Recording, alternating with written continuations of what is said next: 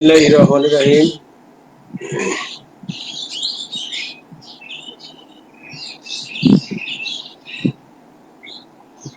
Bismillahirrahmanirrahim. My dear students, audience, and viewers, I am Mohammad Shahidul Islam, Assistant Professor and Head of the Department of Sociology, Government Azul Haq College, Bangla. Dear students, I hope that you are well enough by the grace of Almighty Allah. I am also well enough too. Dear students, we are passing a dangerous period for coronavirus, and for this reason, I am going to take a class in my home classroom. সুপ্রিয় শিক্ষার্থীবৃন্দ, আজকের এই করোনার মহা দুর্যোগ কালে ঘরে বসেই তোমাদের ক্লাস নিতে হচ্ছে ডিজিটাল হোম ক্লাসরুম থেকে। আশা করি তোমরা সুন্দর আছো, সুস্থ আছো। সুপ্রিয় শিক্ষার্থীবৃন্দ, তোমাদের আজকে নতুন একটি ক্লাসে স্বাগত। আজকে অনার্স তৃতীয় বর্ষের অপরাধ ও সমাজ থেকে আলোচনা করব। আশা করি এই আলোচনাটা তোমাদের জন্য উপকারে লাগবে। তার আগে দু একটি কথা বলে নেই। করোনা গোটা বিশ্ব জুড়ে কিন্তু মহামারী আকার ধারণ করেছে, এটা সবাই জানো। আর সবাইকেই সতর্ক থাকতে হবে, সবাইকেই স্বাস্থ্যবিধি মেনে চলতে হবে।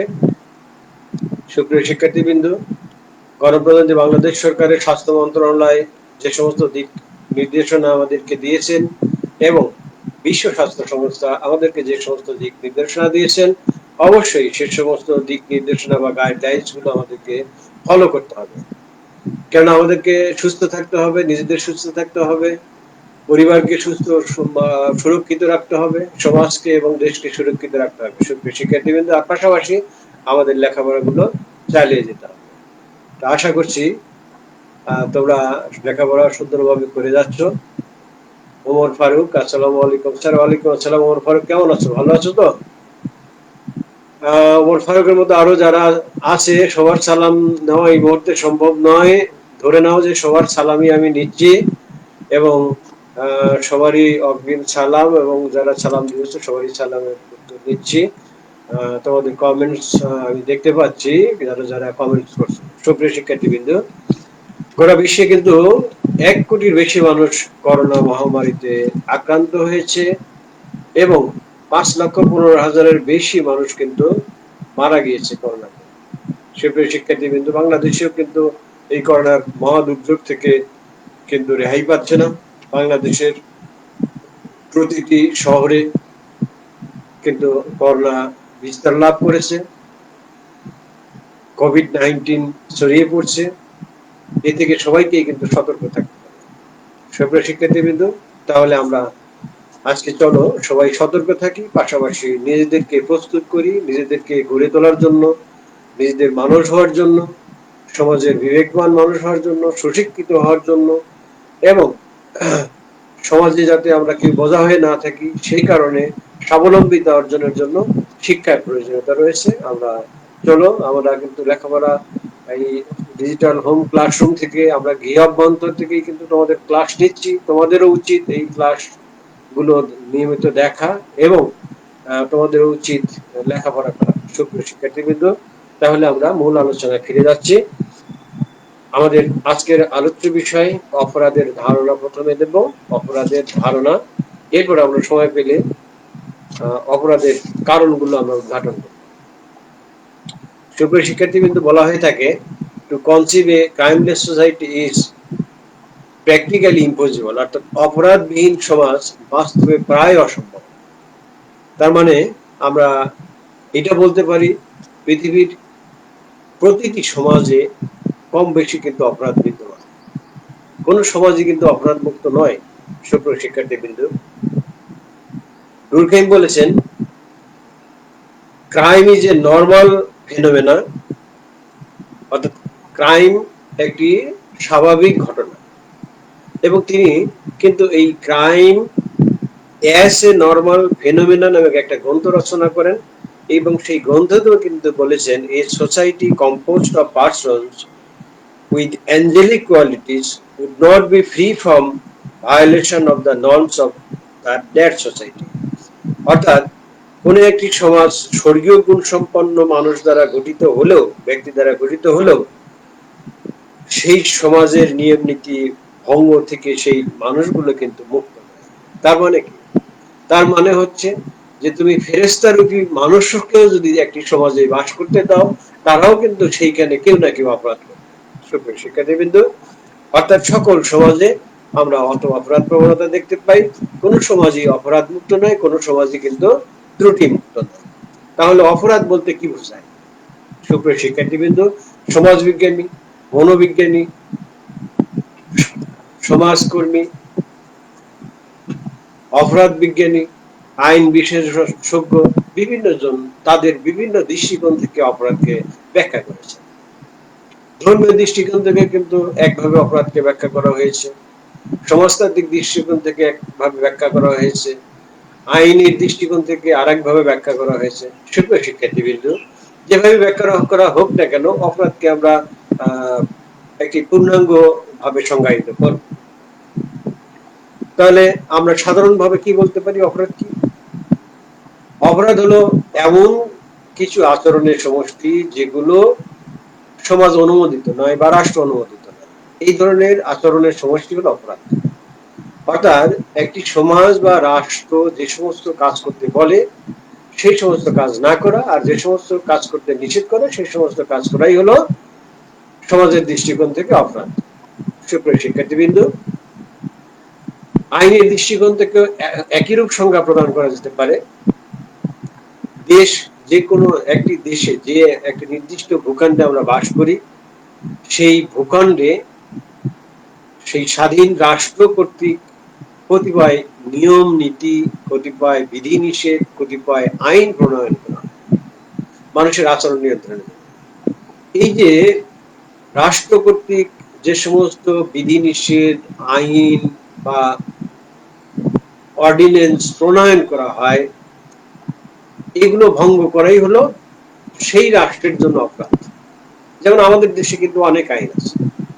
আমাদের দেশে বাল্য বিবাহ নিরোধ আইন আছে, আমাদের দেশে অপরাধ সংক্রান্ত, অপরাধ দমন বিষয়ক বহু আইন আছে, নারী নির্যাতন বিষয়ক বহু আইন আছে, শিশু নির্যাতন দমনের জন্য বহু আইন আছে, মাদকাসক্ত নিরাময়ের জন্য আইন আছে। এরকম বহু আইন কিন্তু আছে। এই যতগুলো আইন আমাদের রাষ্ট্র প্রণয়ন করেছে, এই আইন ভঙ্গ করাই হলো অপরাধ। এক্ষেত্রে আরেকটি কথা তোমাদেরকে আমি স্মরণ করে দিতে চাই। আইনে যে সমস্ত কাজ করতে বলা হয়েছে এবং সেগুলো না করা, আর যে সমস্ত কাজ নিষেধ করা হয়েছে সেইগুলো করাই হলো অপরাধ। সুপ্রিয় শিক্ষার্থীবৃন্দ, আশা করি আমার কথা তোমরা বুঝতে পেরেছো। অর্থাৎ আইনে যে সমস্ত কাজ করতে আদেশ করা হয়েছে সেই সমস্ত কাজ ইচ্ছাকৃতভাবে যদি কেউ না করে তাহলে কিন্তু সেটা আইনের দৃষ্টিকোণ থেকে অপরাধ। আবার যে সমস্ত কাজ করতে নিষেধ করা হয়েছে, যেমন ধরো চুরি করা, চুরি করা তো নিষেধ করা হয়েছে। যেমন ধর্ষণ করা, খুন করা, এগুলো নিষেধ। নারী নির্যাতন করা, যৌতুক নেওয়া, এগুলো নিষেধ করা হয়েছে। তাহলে এই নিষেধ কাজগুলো যদি কেউ করে তাহলে কিন্তু সে আইনের দৃষ্টিকোণ থেকে অপরাধী এবং তার কাজগুলো হলো অপরাধ পর্যায়ে। সুপ্রিয় শিক্ষার্থীবৃন্দ, নিশ্চয়ই তোমরা আইনের দৃষ্টিকোণ থেকে অপরাধ কি তাহলে বুঝতে পেরেছো। এখন আমি তোমাদেরকে একটু বলতে চাই যে ধর্মীয় দৃষ্টিকোণ থেকেও কিন্তু অপরাধকে সংজ্ঞায়িত করা। দেখো, পৃথিবীতে 4000-এর উপরে ধর্ম আছে, তার মধ্যে 4টি ধর্ম প্রধান। যাই হোক, এই যে ধর্ম, প্রত্যেক ধর্মের কিন্তু একটি ধর্মগ্রন্থ আছে, ধর্ম বিধি নিষেধ আছে, ধর্মীয় আদর্শ আছে, ধর্মীয় মূল্যবোধ আছে। এই ধর্ম বা ধর্মীয় গ্রন্থগুলোতে আমরা এক একজন এক এক ধর্ম পালন করি। সেই ধর্ম অনুযায়ী আমাদেরকে যে সমস্ত কাজ করতে বলা হয় সেগুলোকে অবহেলা করা বা সেই কাজগুলো না করা, আর তার বিপরীত কাজগুলো করাই হলো ধর্মীয় দৃষ্টিকোণ থেকে। সুপ্রিয় শিক্ষার্থী, যেমন আমরা মুসলমান, অনেকে আছে হিন্দু, অনেকে বৌদ্ধ, অনেকে খ্রিস্টান, সে যে ধর্মেরই অনুসরণ করা হোক না কেন। আমি যদি মুসলমান হিসেবে বলি যে আমাদের ইসলাম ধর্মে যে সমস্ত কাজ করতে নির্দেশ প্রদান করা হয়েছে, আমাদের কোরআন মসজিদে যে সমস্ত কাজ করতে নির্দেশ করা হয়েছে, সেই কাজগুলো যদি আমরা না করি তাহলে ধর্মীয় দৃষ্টিকোণ থেকে সেগুলো পাপ, আর সামাজিক দৃষ্টিকোণ থেকে সেগুলো অপরাধ। শিক্ষার্থীবৃন্দ, আবার যে সমস্ত কাজ করতে বারণ করা হয়েছে সেই কাজগুলো না করাও কিন্তু পাপ, আবার সামাজিক দৃষ্টিকোণ থেকে সেটা অপরাধ। শিক্ষার্থীবৃন্দ, এবং প্রতিটা ধর্মেই কিন্তু কিছু বিধি নিষেধ রয়েছে, আবার কিছু কাজ করতে বলা হয়েছে। তাহলে ধর্মীয় দৃষ্টিকোণ থেকে আমরা বলতে পারি যে ধর্মীয় দৃষ্টিকোণ থেকেও যে কাজগুলো করতে বলা হয়েছে সেগুলো না করা, এবং যে কাজগুলো করতে নিষেধ করা হয়েছে সে কাজগুলো করাই হলো পাপ, এবং সামাজিক দৃষ্টিকোণ থেকে সেগুলো অপরাধ। সুপ্রিয় শিক্ষার্থীবৃন্দ, অপরাধের বিভিন্ন জন বিভিন্ন সংজ্ঞা আরোপ করেছেন। যেমন গিলিন এবং গিলিন একটি কথা বলেছেন, সুন্দর কথা বলেছেন, যে আইন লঙ্ঘন করাই অপরাধ, আইন লঙ্ঘন করাই অপরাধ।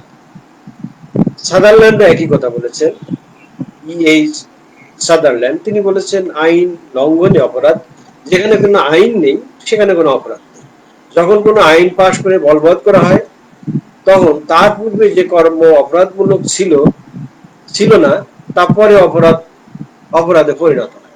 অর্থাৎ আইন করার আগ পর্যন্ত একটা বিষয়ে যদি বিধিনিষেধ না থাকে সেই কাজটা কিন্তু অপরাধ বলে গণ্য হবে না। যেমন আমরা যদি ইংল্যান্ডের দিকে তাকাই, দেখো সেখানে এখন কিন্তু অ্যাডাল্ট ছেলেমেয়েরা একসাথে বসতে পারে, একসাথে চলতে পারে, এবং তারা একটি বয়সে কিন্তু ড্রিঙ্ক করতে পারে। তাহলে তাদের দেশে কিন্তু এটা অপরাধ নয়, কিন্তু আমাদের দেশে কিন্তু এটা অপরাধ। কেন অপরাধ? কেন আমাদের দেশে আইন করে এটা বন্ধ করে ঘোষণা করা হয়েছে, সুতরাং আমাদের দেশে অপরাধ, কিন্তু ইংল্যান্ডে কিন্তু এটা অপরাধ না। সুপ্রিয় শিক্ষার্থীবৃন্দ, আমাদের দেশে তোমাদের মনে আছে নিশ্চয়, একসময় আমাদের দেশে কি হতো, আমাদের দেশে কিন্তু একসময় একটা কুপ্রথা চালু ছিল, তোমরা নিশ্চয় জানো, সতীদাহ প্রথা। এই সতীদাহ প্রথা যখন চালু ছিল এবং সেই সমাজের মানুষ যখন এটাকে পাপের কাজ না ভেবে পুণ্যের কাজ ভাবত, তখন কিন্তু সেটাকে আমরা অপরাধ হিসেবে গণ্য করতে পারি না। যখন সতীদাহ প্রথা নিরোধ আইন পাশ হওয়ার পর থেকে এটা অপরাধে পরিণত। সুপ্রিয় শিক্ষার্থীবৃন্দ, তাহলে অপরাধটা কিন্তু আইনগত দিক থেকে, যে যখন আইন পাশ হবে কোনো বিষয়ে তখন সেই আইন ভঙ্গ যখন কে করবে, তুমি যদি আইন সেই ভঙ্গ করো তাহলে তুমি অপরাধী, এবং তোমার কাজটা হলো অপরাধ। আর আইন যদি না থাকে, আইন প্রণীত যদি না হয়ে থাকে, তাহলে যে কাজগুলো শুধুমাত্র বিধিনিষেধের আওতায় আছে সেই কাজগুলো করে অপরাধ, এবং যে কাজগুলো আইনের আওতায় নেই, যে কাজগুলো করতে বাধা নেই, সেই কাজগুলো অপরাধ নয়। শিক্ষার্থীবৃন্দ, নিশ্চয় তোমরা আমার কথা বুঝতে পেরেছো যে কোনটা অপরাধ, কোনটা অপরাধ নয়। সমাজকর্ম অভিধানে একটি সংজ্ঞা দেওয়া হয়েছে, সেখানে বলা হয়েছে অপরাধ হচ্ছে যে কোনো ধরনের আচরণ যা আইন লঙ্ঘন করে।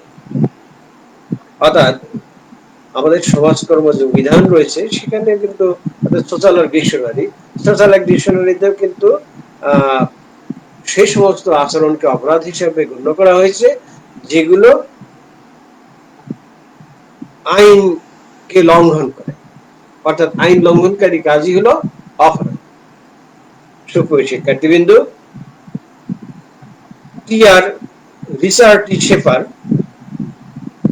তিনি অপরাধের একটি গুরুত্বপূর্ণ সংজ্ঞা দিয়েছেন। তিনি বলেছেন অপরাধমূলক আইন ভঙ্গকে অপরাধ হিসেবে অভিহিত করা যায় এবং এর জন্য সরকারি কর্তৃপক্ষ জরিমানার ব্যবস্থা করতে পারে, অর্থাৎ পানিশমেন্টের ব্যবস্থা করতে পারে। তাহলে এখানে আরেকটা বিষয় তোমাদের কিন্তু মনে রাখতে হবে যে অপরাধ হলো punishable, crime is always punishable, which is not punishable is not crime। এক কথা শেষ।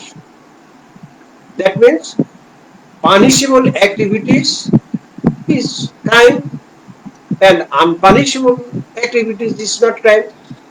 সুপ্রিয় শিক্ষার্থীবৃন্দ, তাহলে তোমরা আরেকটি বিষয় তোমরা জানতে পারলে যে অপরাধ কিন্তু শাস্তিমূলক, অর্থাৎ সেই ধরনের আচরণ যে আচরণ করলে শাস্তি পেতে হয়, আইনের দৃষ্টিকোণ থেকে শাস্তি পেতে হয়, অথবা সামাজিক ভাবে শাস্তি পেতে হয়, অথবা ধর্মীয় ভাবে শাস্তি পেতে হয়।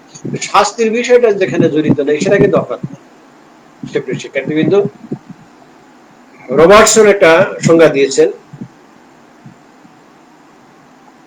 তিনি বলেছেন, অপরাধ হচ্ছে এমন একটি কাজ যা আইনের মাধ্যমে কোনো রাজনৈতিক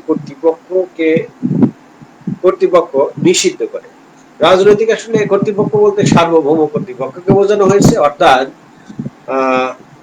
অপরাধ বলতে এমন একটি কাজকে বোঝানো হয়েছে যা একটি দেশের সরকার কর্তৃক সেটা নিষিদ্ধ।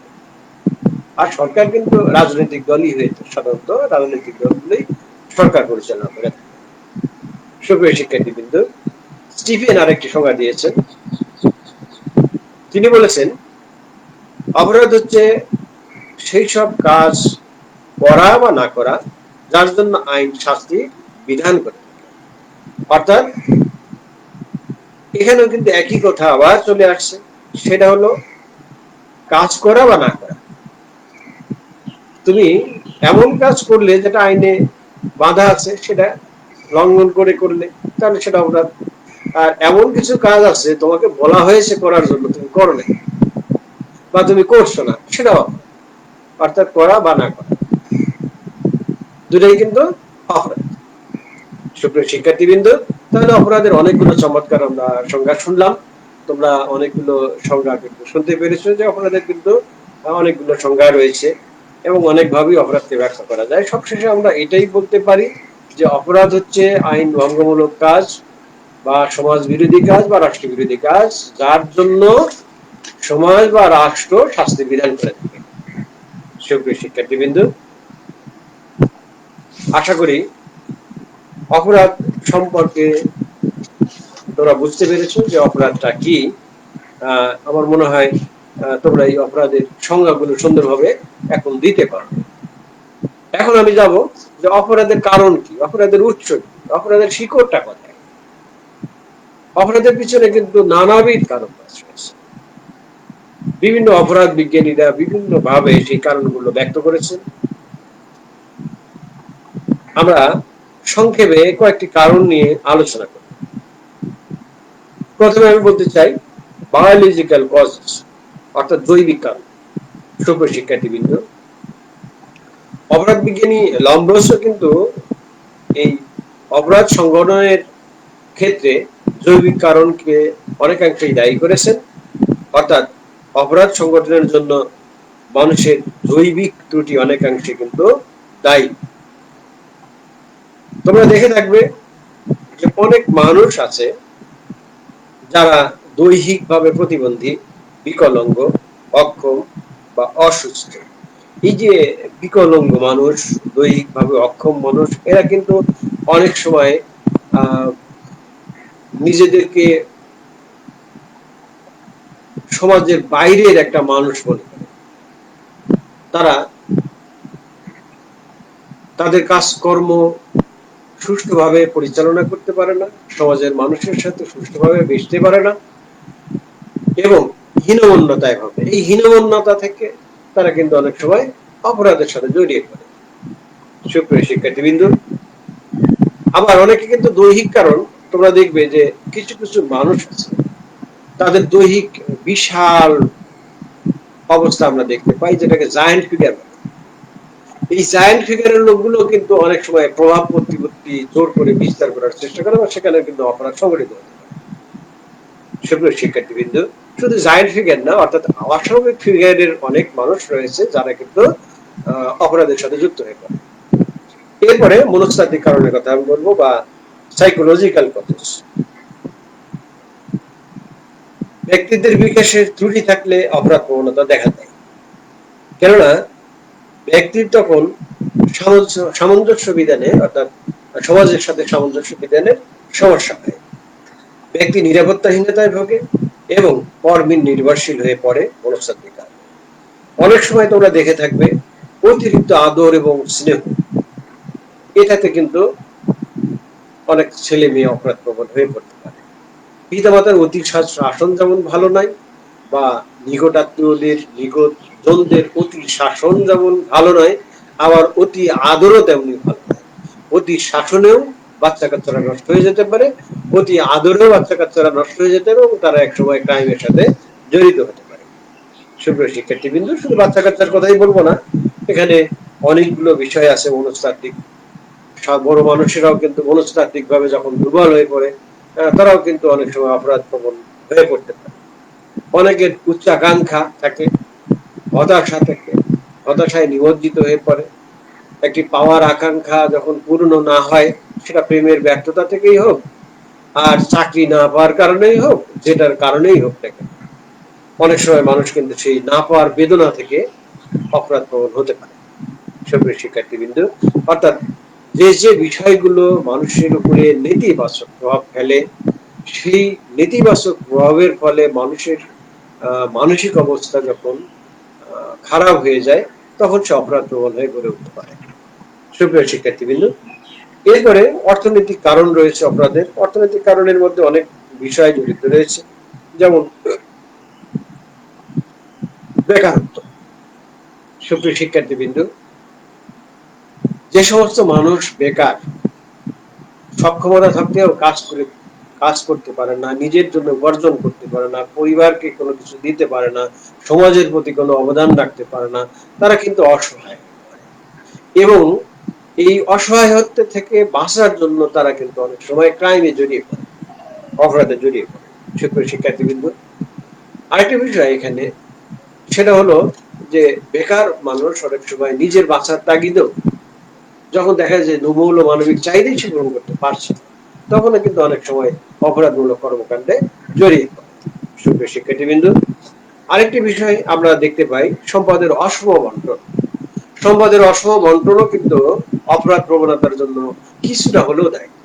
সুপ্রিয় শিক্ষার্থীবৃন্দ, আমরা যতটুকু জানি যে দেশের 90% মানুষের হাতে রয়েছে মাত্র মোট সম্পদের মাত্র 10%, আর 10% মানুষের হাতে রয়েছে মোট সম্পদের 90%। আমি এই জিনিসটাকে অন্যভাবে একটু উদাহরণ দিই, তাহলে বুঝতে পারবো। ধরো তোমরা একটি ক্লাসে 100 জন শিক্ষার্থী রয়েছে। এই 100 জন শিক্ষার্থীকে আমরা 100টি স্বর্ণ মুদ্রা দেব। শর্ত হলো সামনে যারা 10 জন বসবে তারা পারবে 90টি মুদ্রা। তাহলে একজনের কয়টি করে হলো? 9টি করে স্বর্ণ মুদ্রা। বাকি থাকলো কয়টি স্বর্ণ মুদ্রা? 10টি স্বর্ণ। মানুষ, তোমরা শিক্ষার্থী কয়জন থাকলে? 90 জন। তাহলে 10টি স্বর্ণ মুদ্রা ওই 90 জনের মধ্যে দিতে হবে। তাহলে দেখো সম্পদের ব্যবধান কত বেশি। গোটা বাংলাদেশে, গোটা বিশ্বব্যাপী কিন্তু এই বৈষম্য রয়েছে। সুপ্রিয় শিক্ষার্থীবৃন্দ, আমার যদি ভুল না হয়ে থাকে এটাই সঠিক। গোটা বিশ্বে কিন্তু সম্পদের এই অসামঞ্জস্য, মানে অসম বন্টনের কারণে এক শ্রেণীর মানুষ থাকে 10 তলায়, আর এক শ্রেণীর মানুষ থাকে গাছতলায়। সুপ্রিয় শিক্ষার্থীবৃন্দ, গ্রামীণ একটি ভাষা প্রয়োগ করলাম। এক শ্রেণীর মানুষ 10 তলায়, এক শ্রেণীর মানুষ গাছতলায়। যারা গাছতলায় থাকে, অর্থাৎ নিচের দিকে যাদের অবস্থান, তাদের মনে অনেক সময় ক্ষোভের জন্ম হয়। বিভিন্ন কারণে সেই ক্ষোভটা জন্ম হতে পারে। এর কারণ যে তারা কিন্তু মৌলমানবিক চাহিদা পূরণ করতে ব্যর্থ হয় অনেক সময়। তারা তাদের ছেলে মেয়েদেরকে ভালোভাবে পড়াতে পারে না, ভালোভাবে খাওয়াইতে পারে না, নিজেরা ভালোভাবে খেতে পারে না, ভালো পোশাক পরতে পারে না, তাদের জন্য ভালো গৃহস্থান, মানে গৃহসজ্জা গৃহ তৈরি করতে পারে না, অনেকে গৃহহীন হয়ে থাকে। এই যে অসম বন্টনের, যার প্রেক্ষিতে অনেকের মনে প্রশ্ন জাগে, অনেকে দরিদ্রকে অভিশাপ হিসেবে দেখে এবং নিজেদেরকে ছোট হিসেবে চিন্তা করে, যার প্রেক্ষিতে তাদেরও কিন্তু এটা মনস্তাত্ত্বিক অবস্থার উপর একটা প্রভাব, এবং তাদের অনেকেই কিন্তু এই সম্পদের অসম বন্টনের কারণে, সম্পদ বঞ্চনার কারণে তারা অনেকেই কিন্তু অপরাধ প্রবণ হয়ে পড়ে। সুপ্রিয় শিক্ষার্থী বিন্দু, এটাই চূড়ান্ত কথা নয়, তবে এটা অপরাধের একটি কারণ। এরপরে আমরা আসবো দারিদ্রের কাছে। কোথায় আছে অভাবে স্বভাব নষ্ট। সর্বাংশে যদিও সত্য নয়, তবে কিছু তো সত্য বটেই। অর্থাৎ দারিদ্র কিন্তু অপরাধের একটি কারণ। সুপ্রিয় শিক্ষার্থীবৃন্দ, দরিদ্র মানুষ অর্থের অভাবে যখন মৌল মানবিক চাহিদা পূরণ করতে পারে না, অর্থের অভাবে যখন বিভিন্ন কাজ সুষ্ঠুভাবে পরিচালনা করতে পারে না, সংসারে যখন অসচ্ছলতা দেখা দেয়, স্ত্রীর জন্য জামা শাড়ি কিনতে পারে না, স্ত্রীর জন্য গহনা কিনতে পারে না, নিজের জন্য একটা শার্ট কিনতে পারে না, ঈদের মধ্যে যখন অন্য বাচ্চা কাচ্চাদের পরিবারে নতুন পোশাক আসে, তখনও নিজের বাচ্চাদের ছেঁড়া পোশাক পরিধান করে থাকতে হয়, তাদের মধ্যে কিন্তু একটি ক্ষোভ এবং বঞ্চনা থাকেই শিক্ষার্থীবৃন্দ। এবং সেখান থেকে এই দরিদ্র অবস্থা থেকে, দরিদ্র অবস্থার কারণেও কিন্তু অনেকে অপরাধী। সুপ্রিয় শিক্ষার্থীবৃন্দ, অনেক মেয়েদের আমরা জানি, আমরা যখন পতিতাবৃত্তি নিয়ে গবেষণা করি, পতিতাবৃত্তি নিয়ে যখন আমরা দেখতে পাই, সেখানে দেখা যায় যে দরিদ্রের কারণে অনেক মেয়ে কিন্তু পতিতাবৃত্তিতে নিয়ে যেতে হয়। সুপ্রিয় শিক্ষার্থীবৃন্দ, সর্বাংশে আমি বলেছি যে সব কথাই সর্বাংশে সত্য নয়, তবে এটাও কিন্তু একটি মানে দরিদ্রের কারণেই কিন্তু এটাও ঘটে থাকে, এই ধরনের ঘটনাও ঘটে থাকে। সুপ্রিয় শিক্ষার্থীবৃন্দ, এগুলো ছাড়াও দরিদ্র নামক যে বঞ্চনা মানুষের মধ্যে বিরাজ করে, দরিদ্র নামক যে অশান্তি মানুষের মধ্যে বিরাজ করে, সেই বঞ্চনা, সেই অশান্তি, সেই না পাওয়ার বেদনা ইত্যাদি থেকে মানুষ অপরাধ হয়ে পড়ে। সুপ্রিয় শিক্ষার্থীবৃন্দ, আরেকটি পয়েন্ট আমরা যাচ্ছি, সেটা হলো দ্রব্যমূল্যের ঊর্ধ্বগতি। দ্রব্যমূল্যের ঊর্ধ্বগতি কিন্তু অপরাধ প্রবণতার জন্য কিছুটা হলেও দায়ী। দ্রব্যমূল্যের ঊর্ধ্বগতি হলে সাধারণ মানুষ যারা রয়েছে, খেটে খাওয়া মানুষ যারা রয়েছে, তারা কিন্তু দ্রব্যমূল্যের কারণে তাদের প্রয়োজনীয় খাবার কিনতে পারে না, অনেক সময় পোশাক আশাক কিনতে পারে না, বিভিন্ন ভাবেই তারা সমস্যাগ্রস্ত হয়, এবং এই সমস্যাগ্রস্ত হওয়ার কারণে তারা কিন্তু অনেক সময় অপরাধ প্রবণ হয়ে পড়ে। আরেকটি বিষয় বলবো, শিল্পায়ন এবং শহরায়ন। সুপ্রিয় শিক্ষার্থীবৃন্দ, শিল্পায়ন এবং শহরায়ন এটা কিন্তু অপরাধের একটি বড় কারণ। কেননা শিল্পায়ন এবং শহরায়নের ফলে মানুষের কিন্তু পারিবারিক ক্ষেত্রে নিয়ন্ত্রণহীনতার সৃষ্টি হয়, সামাজিক ক্ষেত্রেও কিন্তু নিয়ন্ত্রণহীনতার সৃষ্টি হয়। তোমরা দেখবে যারা শহরে বাস করে, বিশেষ করে বড় বড় শহরে যারা বাস করে, ঢাকা শহর থেকে শুরু করে পৃথিবীর অনেক বড় বড় শহর আছে, সেই শহরগুলো এবং বাংলাদেশের শহরের কথা বলা যায়, ঢাকা শহর থেকে শুরু করে বড় বড় যে শহরগুলো রয়েছে, সেই শহরগুলোতে কেউ কারোর কিন্তু শিল্পায়ন বা শহরের ফলে কেউ কারোর কিন্তু খোঁজ খবর দেয় না। তোমরা দেখবে যে একই ফ্ল্যাটে থেকে পূর্ব পাশের ফ্ল্যাটে কে আছে আর পশ্চিম পাশের ফ্ল্যাটে কে আছে, আমি নিজে দেখেছি, ঢাকা শহরে থেকেছি, আমি জানি যে কেউ কারোর খোঁজ নেয় না। তা ওই বাসায় কে যাচ্ছে, কে বের হচ্ছে, এগুলো কেউ কারোর খোঁজ নেয় না, কে কি করছে এগুলোর খবর কেউ রাখে। যার প্রেক্ষিতে মানুষ কিন্তু একটা অনিয়ন্ত্রিত জীবন, অনেক ক্ষেত্রে এই শিল্পায়নের শহরায়নের ফলে মানুষকে চাকরির সুবাদে হোক, ব্যবসা বাণিজ্যের কারণে হোক, স্ত্রী পুত্র পরিজন ছেড়ে দূরে এসে বাস করতে হয়, এবং সেখানে কিন্তু সেই স্ত্রী পুত্রদের যেমন মানে পারিবারিক নিয়ন্ত্রণহীনতার সৃষ্টি হয়, তেমনি যে ব্যক্তি অন্য জায়গায় গিয়ে বাস করে, সেটা দেশে হোক আর বিদেশে হোক, তার ক্ষেত্রেও কিন্তু সেই পারিবারিক নিয়ন্ত্রণ কাজ করে না, সামাজিক নিয়ন্ত্রণও কাজ করে না। ফলে স্বেচ্ছাচারিতার জন্ম হয়, এবং সেই স্বেচ্ছাচারিতা থেকে এবং সুযোগ পায়, সহজেই সুযোগ পায়, যেহেতু নিয়ন্ত্রণ থাকে না, স্বেচ্ছাচারিতা এবং সুযোগ, এই সুযোগের অনেকে অসৎ ব্যবহার, ফলে সমাজে অপরাধ প্রবণতা জন্ম। সুপ্রিয় শিক্ষার্থীবৃন্দ, আরেকটি বলবো হলো বৈষয়িক আধিপত্যের কথা।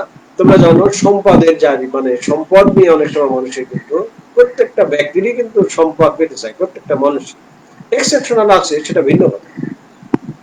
স্বাভাবিকভাবে প্রতিটি মানুষই সম্পদ অর্জন করতে চায়, এবং সেই সম্পদ অর্জন করতে গিয়ে অনেক সময় অবৈধ পথে কেউ অর্জন করতে চায়, বা অর্জন করতেও অনেকে দ্বিধাবোধ করে না। এটা সকলের উপর প্রযোজ্য নয়, কিন্তু অনেক ক্ষেত্রেই প্রযোজ্য, অনেকের জন্যই প্রযোজ্য।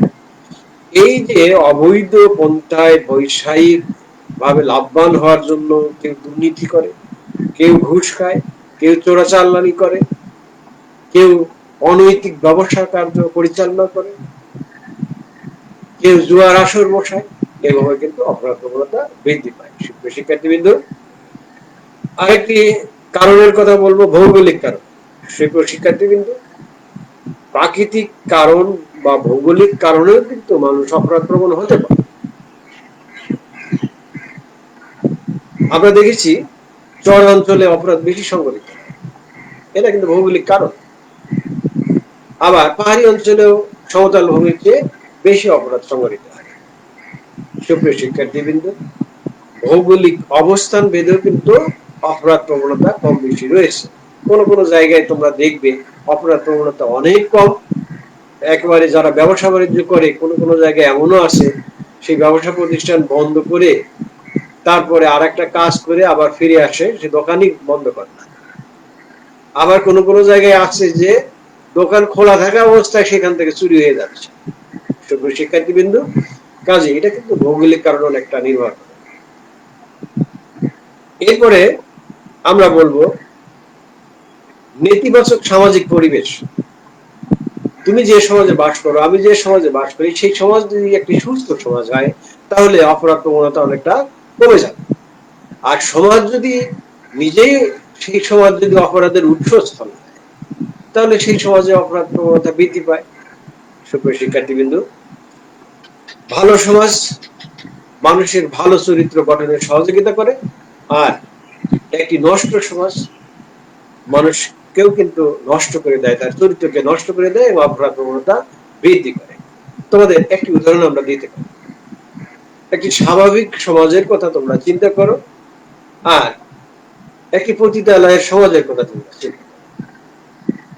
এই দুই সমাজের মধ্যে স্বাভাবিক সমাজে কিন্তু অপরাধ প্রবণতা কম, আর সেই পরিত্যক্ত সমাজ, সেই সমাজে কিন্তু অপরাধ প্রবণতা বেশি। সুপ্রিয় শিক্ষার্থীবৃন্দ, এছাড়াও আরো কিছু বিষয় থাকে নেতিবাচক প্রভাবের ক্ষেত্রে। সকল জায়গায় কিন্তু মানুষ তার চরিত্রকে সমুন্নত রাখতে পারে না। কিছু কিছু জায়গায় এমন রয়েছে, কিছু কিছু ক্ষেত্রে সেই সমস্ত জায়গায় গেলে মানুষ কিন্তু বেশি অপরাধ প্রবণ হয়ে পড়ে। সুপ্রিয় শিক্ষার্থীবৃন্দ, এরপর আমরা আরেকটি পয়েন্টের দিকে অগ্রসর হচ্ছি, অজ্ঞতা এবং কুসংস্কার। অজ্ঞতা এবং কুসংস্কারও কিন্তু অপরাধের জন্য কম বেশি দায়ী। যে দেশের মানুষের মধ্যে নিরক্ষরতার পরিমাণ বেশি, সেই দেশের মানুষের মধ্যে অসচেতনতা রয়েছে, অজ্ঞতা রয়েছে, কুসংস্কার রয়েছে। এই অজ্ঞতা, কুসংস্কার, ধর্মান্ধতা ইত্যাদির কারণেও কিন্তু মানুষ অনেক সময় অপরাধ হয়ে পড়ে। সুপ্রিয় শিক্ষার্থীবৃন্দ, এই যে তোমরা দেখো, অনেকে কিন্তু দেখা যায় যে কোনো কোনো ক্ষেত্রে ধর্মের আদর্শের কথা বলে এবং তা নিয়ে তারা জিহাদ পর্যন্ত করে ফেলে এবং মানুষ মারতে দ্বিধাবোধ করে। সুপ্রিয় শিক্ষার্থীবৃন্দ, অনেক উগ্র ধর্মীয় গোষ্ঠী এরকম রয়েছে, কিন্তু তাদের কিন্তু এই জ্ঞানের ঘাটতি রয়েছে। তারা কিন্তু সুশিক্ষায় শিক্ষিত, যদি সুশিক্ষায় শিক্ষিত হতো তাহলে ধর্মকে তারা বুঝতে পারত। আর ধর্মই কিন্তু মানুষকে মারা সাপোর্ট করে না, সম্পদের ক্ষতি করা সাপোর্ট করে না। সুপ্রিয় শিক্ষার্থীবৃন্দ, তাহলে এখানে কিন্তু অজ্ঞতা অনেকটা দায়ী, কুসংস্কার অনেকটা দায়ী, অথবা এখানে নিরক্ষরতাও কিন্তু দায়ী হতে পারে। সুপ্রিয় শিক্ষার্থীবৃন্দ, আরেকটি পয়েন্টে আমরা এগিয়ে যাবো, সেটা সামাজিক পরিবর্তন। তোমরা জানো প্রতিনিয়ত সমাজ ব্যবস্থা পরিবর্তন হচ্ছে, সমাজ পরিবর্তিত হচ্ছে, বিভিন্ন কারণে এই পরিবর্তন লক্ষ্য করা যাচ্ছে। এই পরিবর্তনের যে নেতিবাচক প্রভাবগুলো, সেই নেতিবাচক প্রভাবের ফলেও কিন্তু অনেক সময় অপরাধ সংঘটিত হয়। সুপ্রিয় শিক্ষার্থীবৃন্দ, এই যে আজকে দেখো বড় পরিবার অর্থাৎ যৌথ পরিবার, এগুলো কিন্তু ভেঙে যাচ্ছে, ভেঙে গিয়ে কি হচ্ছে, একক পরিবার সৃষ্টি হচ্ছে। একক পরিবারে পারিবারিক নিয়ন্ত্রণহীনতা অনেকটা কম, একক পরিবারে সন্তানকে দেখাশোনার মানুষও কম, যার প্রেক্ষিতে একক পরিবারে জন্মগ্রহণকারী একটি শিশু আর যৌথ পরিবারে জন্মগ্রহণকারী একটি শিশুর আচরণ কিন্তু এক হয় না। সুপ্রিয় শিক্ষার্থীবৃন্দ, এই যে নতুন আঙ্গিকে পরিবার কাঠামো ভেঙে যাচ্ছে, একক পরিবারের সৃষ্টি হচ্ছে এবং অপরাধ প্রবণতাও কিন্তু বৃদ্ধি পাচ্ছে। কেননা এর ফলে সন্তানেরা অনেক সময় নিরাপত্তাহীনতায় ভুগছে। তাছাড়া অনেক ক্ষেত্রে তোমরা দেখতে পাবে সামাজিক পরিবর্তনের ফলে অনেক মানুষ কিন্তু এই সোশ্যাল অ্যাডজাস্টমেন্ট এটা হারিয়ে ফেলে। এই সোশ্যাল অ্যাডজাস্টমেন্ট হারিয়ে ফেলার কারণে তারাও কিন্তু অপরাধের সাথে যুক্ত হতে পারে। সুপ্রিয় শিক্ষার্থীবৃন্দ, আরেকটি বিষয় আমরা বলবো অপসংস্কৃতির অনুপ্রবেশ। তোমরা দেখে থাকবে, জেনে থাকবে যে অপসংস্কৃতির অনুপ্রবেশের ফলে দিন দিন অপরাধ প্রবণতা বৃদ্ধি পাচ্ছে। বিদেশি মানে কুরুচিপূর্ণ ছবি বা চলচ্চিত্র, নাটক, বিদেশি যে কালচার, সেই কালচার গুলো যখন অন্য একটি দেশে প্রবেশ করে, তখন সেই কালচারের সাথে কিন্তু সহজে যে দেশে প্রবেশ করে সেই দেশের মানুষগুলো সহজে কিন্তু অ্যাডজাস্টমেন্ট করতে পারে না। সুপ্রিয় শিক্ষার্থীবৃন্দ, আজকে আকাশ সংস্কৃতির এই যুগে একটি দেশের অপসংস্কৃতি সহজে আরেকটি দেশের সংস্কৃতির মধ্যে প্রবেশ করছে, যার প্রেক্ষিতে সাংস্কৃতিক দ্বন্দ্ব হচ্ছে, সাংস্কৃতিক সংঘাত হচ্ছে, আবার মানুষ অ্যাডজাস্টমেন্ট পাওয়ার হারিয়ে ফেলছে। এর কারণে কিন্তু অপরাধ সংঘটিত হচ্ছে। সুপ্রিয় শিক্ষার্থীবৃন্দ, অনেক সময় আমরা লক্ষ্য করেছি যে ভারতের নায়ক নায়িকারা যে সমস্ত পোশাক পরিধান করে, আমাদের দেশে অনেকেই এই টিভি দেখে শুধুমাত্র একটা কাপড়ের জন্য আত্মহত্যা পর্যন্ত করে, অভিমান করে। এটাও কিন্তু একটা অপরাধ। শিক্ষার্থীবৃন্দ, তোমরা এগুলো নিশ্চয় জানো। আরেকটি হলো ন্যায় বিচার থেকে বঞ্চিত হওয়া। অনেক ক্ষেত্রে মানুষ যখন ন্যায় বিচার থেকে বঞ্চিত হয়, তখন তার মধ্যে তীব্র ক্ষোভ, হতাশা বিরাজ করে এবং তারাও কিন্তু অপরাধ প্রবণ হতে পারে। সুপ্রিয় শিক্ষার্থীবৃন্দ, নীতি এবং নৈতিকতার অবক্ষয়, এরা কিন্তু অপরাধ প্রবণতার জন্য অনেকাংশে দায়ী। কেননা নীতি এবং নৈতিকতা যখন অবক্ষয় ঘটে, মানুষের ধর্মের প্রতি যখন আস্থাহীনতার সৃষ্টি হয়, ধর্মহীনতার সৃষ্টি হয়, তখন কিন্তু সে অনেক ক্ষেত্রেই বিভিন্ন অপরাধ কাজ জড়িয়ে পড়ে। সুপ্রিয় শিক্ষার্থীবৃন্দ, তাহলে ধর্মহীনতা এটাও কিন্তু অপরাধের জন্য অনেকাংশে দায়ী। ধর্ম কিন্তু আমাদের আচরণকে কন্ট্রোল করে, ধর্ম কিন্তু আমাদেরকে সুপথে পরিচালনার দিক নির্দেশ করে। সেই ধর্ম যদি একজন মেনে না চলে, সেই ধর্ম যদি একজন অবজ্ঞা করে, অর্থাৎ ধর্মের প্রতি যদি আস্থা না থাকে, তাহলে কিন্তু ধর্ম তাকে কন্ট্রোল করতে পারে না, এবং সেক্ষেত্রেও কিন্তু সমস্যা দেখা দেয়। সুপ্রিয় শিক্ষার্থীবৃন্দ, এরপরে প্রশাসনিক কারণের কথা বলবো। প্রশাসনিক কারণে কিন্তু অপরাধ প্রবণতা বৃদ্ধি পায়। আমাদের দেশে বিচার ব্যবস্থার, আমাদের দেশে নয়, এটা বিশ্ব প্রেক্ষাপটে যদি আমরা বলি, তাহলে আমরা বলতে পারি অনেক ক্ষেত্রে কিন্তু বিচার ব্যবস্থার ত্রুটি লক্ষ্য করা যায়, আইনের ফাঁকফোকর লক্ষ্য করা যায়, সুদ ঘুষ দুর্নীতি ইত্যাদি লক্ষ্য করা যায়, বিচারের দীর্ঘসূত্রিতা লক্ষ্য করা যায়। এটা আমি আমাদের দেশের আসপেক্টে বলছি না, এটা গোটা বিশ্বেই কিন্তু এরকম ঘটনা কোনো কোনো দেশে বা জায়গায় ঘটে থাকে, এবং এইসব কারণেও কিন্তু অনেক সময় অপরাধ সংঘটিত হয়। সুপ্রিয় শিক্ষার্থীবৃন্দ, আরেকটি কারণ হলো হেরিডিটারি কজ, অর্থাৎ বংশগত কারণ। উত্তরাধিকার সূত্রে মানুষের মধ্যে কিন্তু অনেক আচরণের বৈশিষ্ট্য প্রতিফলিত হয়। সুপ্রিয় শিক্ষার্থীবৃন্দ, আমরা যাকে জিন বলি, জিনে ফলে কি হয়, আমার পিতার যে আচার আচরণ, আমার মায়ের যে আচার আচরণ, তার সেখান থেকে আমরা কিছু লাভ করে থাকি, আমাদের কাছ থেকে আমাদের সন্তানের সেটা বলতে হয়। অর্থাৎ উত্তরাধিকার সূত্রে মানুষ কিন্তু অনেক সময় অপরাধ প্রবণ হয়ে পড়ে। সুপ্রিয় শিক্ষার্থীবৃন্দ, এবং অনেকে কিন্তু বাধ্য হয়।